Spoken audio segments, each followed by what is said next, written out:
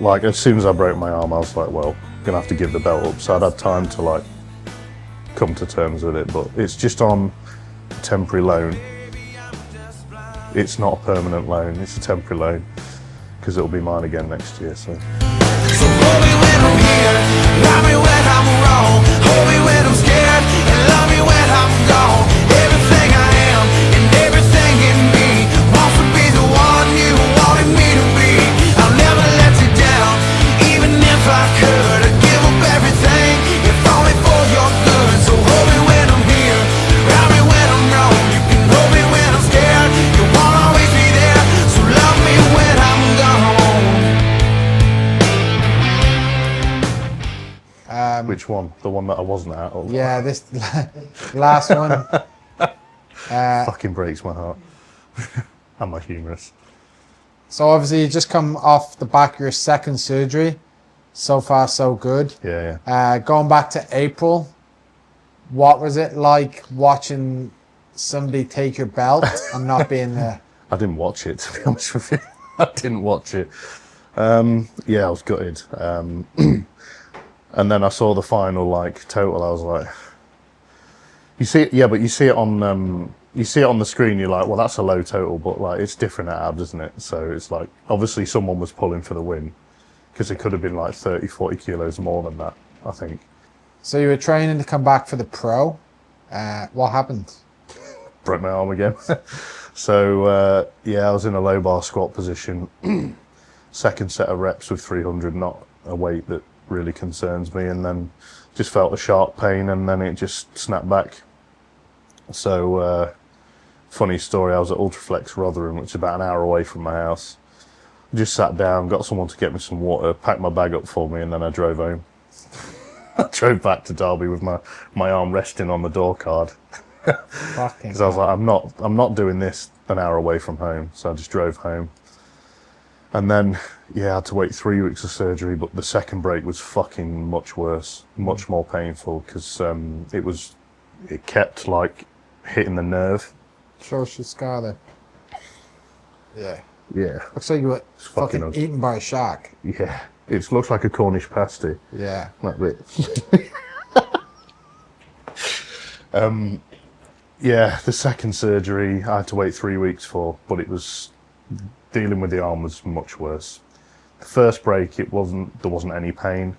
This time it was much worse, and I had to wait, yeah, over 3 weeks. And I had to wait for a plastic surgeon as well I had to get the nerve away from a new callus that I'd made from the first break. It was all embedded in there, so it was about 6 hours.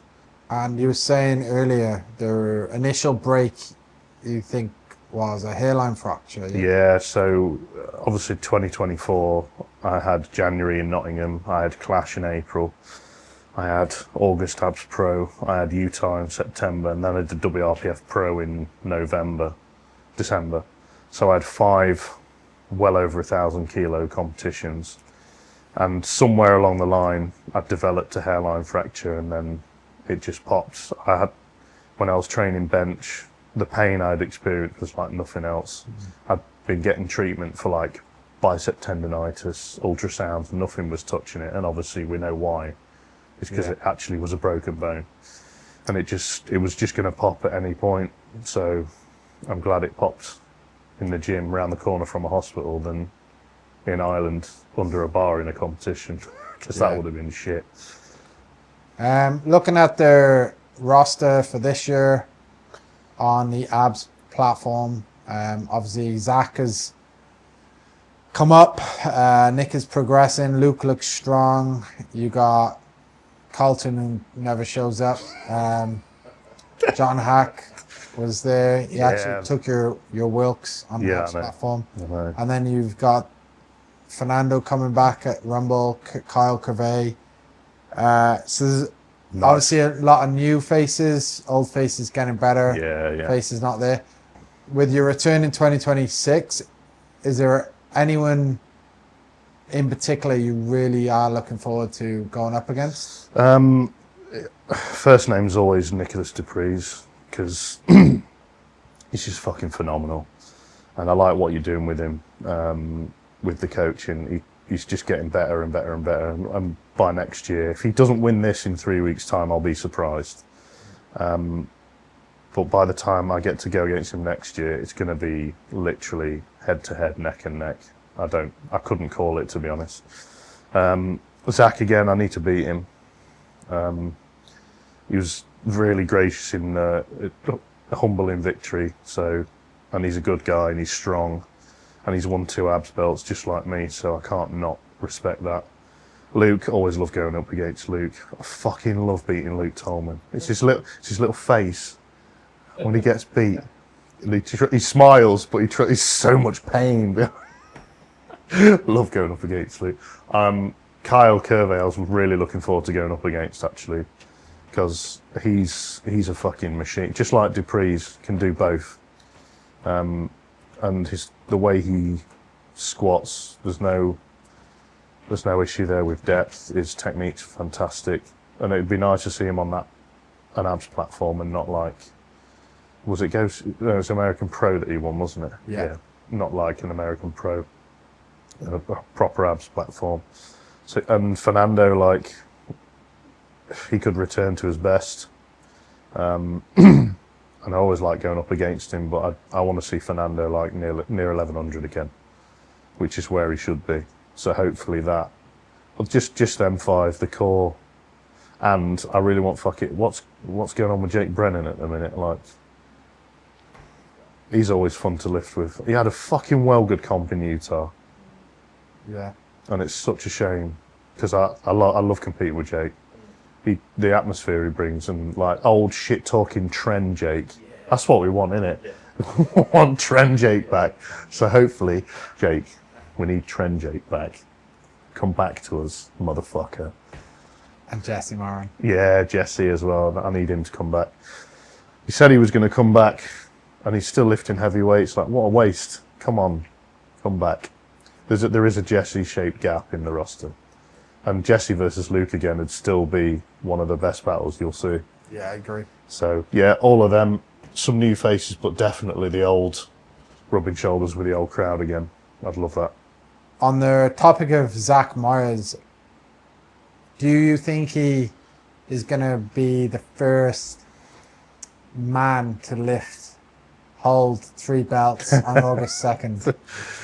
I don't want him to be, because that's fucking my deal, yeah? So don't steal my thunder. But no, if he does, then fuck it, honestly, that's the right achievement. Like, I couldn't do it. And if he does, then obviously he's beat me, hasn't he?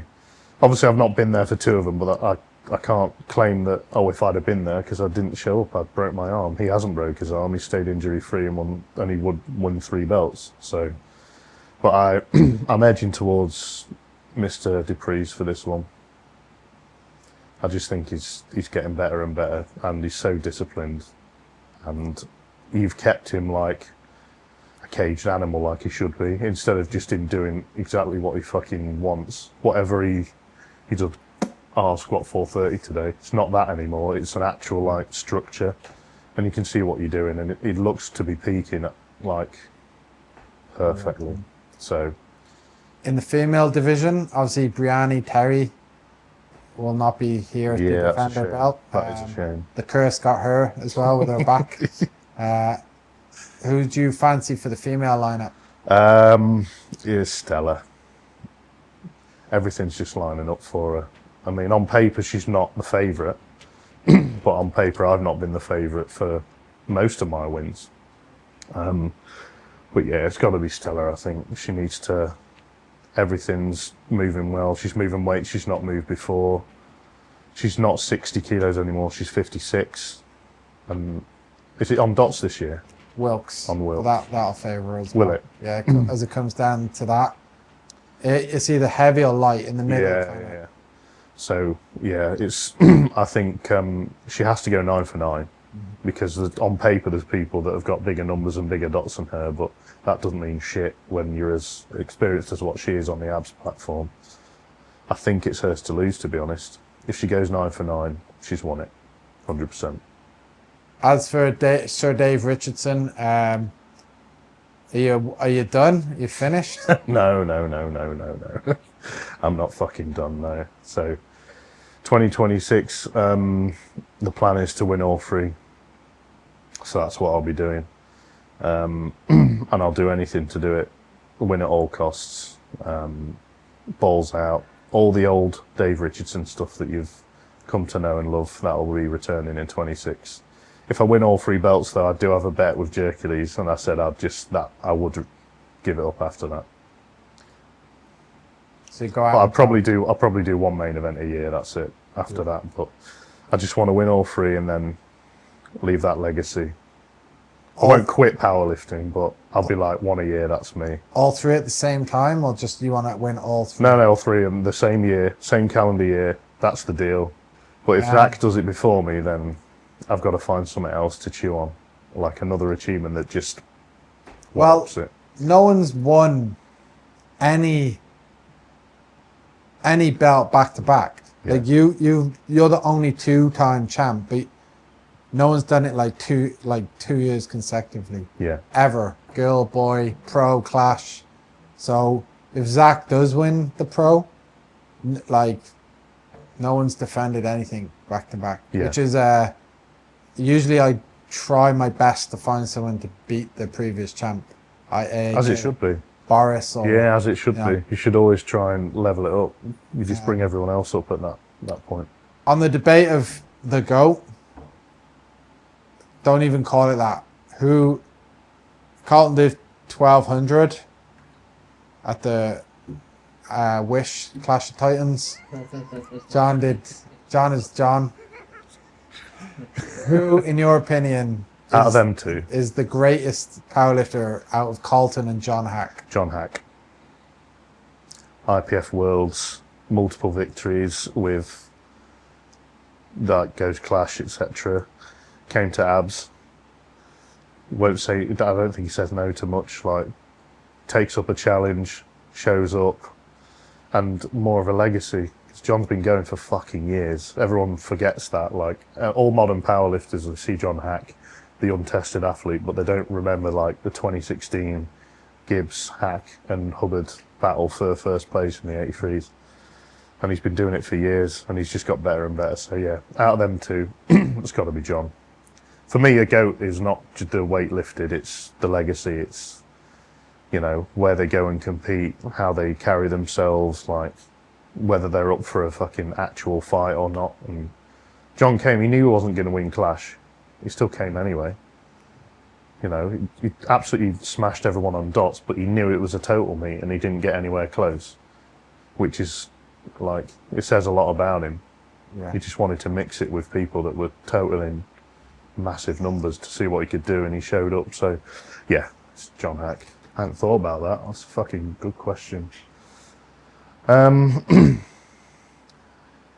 only hurts because I couldn't turn up to events that I knew I could win. I'm not butthurt, my ego's not hurt because I'm more well known.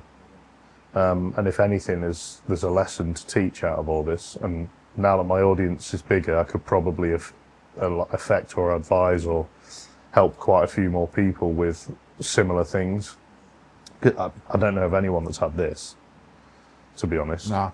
Not a double break. I mean, I obviously came back too quick, but there was an incentive there. Like, that's the game. That was my choice. Like, he didn't force me and say, you have to do pro because you're a franchise lifter. He was like, well, let me know. And then I was like, I'm going to fucking go for it. And then I paid the price. But I think it'd have hurt more back then because I was more early in my career. But now it's like, I've got 2024, I made a lot of history, and that'll never be taken away from me. So there's that, which I've always got in my back pocket, like biggest total, biggest deadlift on abs. Obviously not the biggest Wilks or dots anymore, I don't think. John literally just took the Wilks, not the dots. Not the dots. So I've still got the highest dots, the deadlift. Biggest power bar deadlift at all time. Yeah, so there's all that. And I think now there's more incentive for me to get back on the horse because of the name that I've made for myself. And to win all three next year after going through that would be a massive story. So that's sort of what I'm chasing as well. But I just can't quit. Like, there's no quit in me whatsoever. Oof. No, not really. Yeah, I don't feel like I owe, but if I can't, like, I don't know how this is going to go. The reality is I might not be able to hit numbers on bench or whatever anywhere close to what I used to, which is a reality I have to get my head around. But I'm going to make sure, do everything I can to make sure I get way back to more than what I was doing. But I would like to give back in some way, because I'll never ever be done with powerlifting. Like, I don't think. Even if I do win all three in that year, I'll still come back and do a main event like once a year. But I just can't go at the pace that I did at 2024. That just killed me. And you just feel invincible. Like, I felt invincible all year. Like, the start of the year, I had that really good comp in Nottingham, and I was like, this is going to be my year. Like, there was no way it wasn't going to be my year. So I rode the wave all year. I wouldn't say I got lucky because I worked for it, but, you know, there's not many people that can do 5 well over 1,050 kilo totals in a calendar year and come away unscathed. I don't think anyone's done that, to be honest. Not in the same year. But to owe into powerlifting, yeah, if I can't operate at the same level, I'll still turn up. I'll still be able to do 1,000 kilos or whatever, but I just want to give something back, do something a bit different, give something back in a different way. So, yeah. Yeah, I think I would agree with that, not being big-headed, but I fucking worked my arse off for it. But genetically, I was built to lift. Like, it's just, and I've just used it to my advantage. And there's plenty of people like Luke Tolman, consistent as fuck. Sometimes he has a shitter on the abs platform, but he always shows up and displays them qualities and that sort of thing. The only other person that I think could rewrite history like I can, again, is Nicholas Dupree's. Why do you bring him up for that reason? Or what is it about him? Because everyone can see what's going to happen. Everyone can see. He could repeat what I've done, definitely. Like high thousands, 1100s. It's got his name written all over it. And we're starting to see the raw strength and the technique and that all come together. Like I've said multiple in interviews, for me, I'm not the strongest here, but I can fucking put it down. Any day that you like, I'll put it down. And it's been Nick's undoubtedly the strongest man in the abs series, undoubtedly. However, it's that bit of putting it together. But I can see now that it's starting to really come together, and it's fucking scary what he could do. But I'm the first of that kind to be able to showcase what it's like to actually put down a world-beating total and compete with the best names in the sport and still win. Like, I beat Dan Bell. Like, not a lot of people can say they've done that. Not at his prime, but it's fucking Dan Bell. Like, I think Ian said it after that. You were the blueprint to the abs series lifter. yeah, I'd agree with that. Yeah. It's, yeah, if obviously my name's synonymous with abs for that reason. And I think that's what we need to try and get someone else who's like that. Not just for my own personal like development, but just to keep the abs series going. You've got to come and try and beat us. You might be stronger on paper, but you come to my house, you ain't doing shit. I think someone like Kyle Purvey could be. Yeah. Good shout. Actually.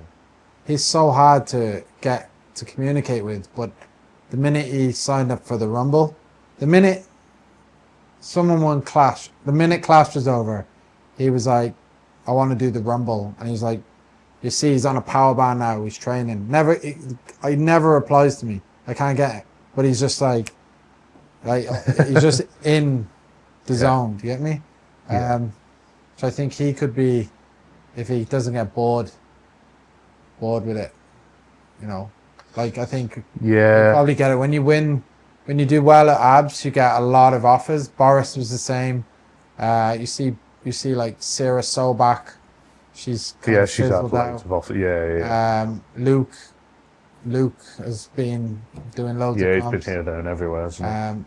So I think it's just like, I just ignored them all because I was like, as soon as you gave me that opportunity 4 years ago, I was like, that's it now.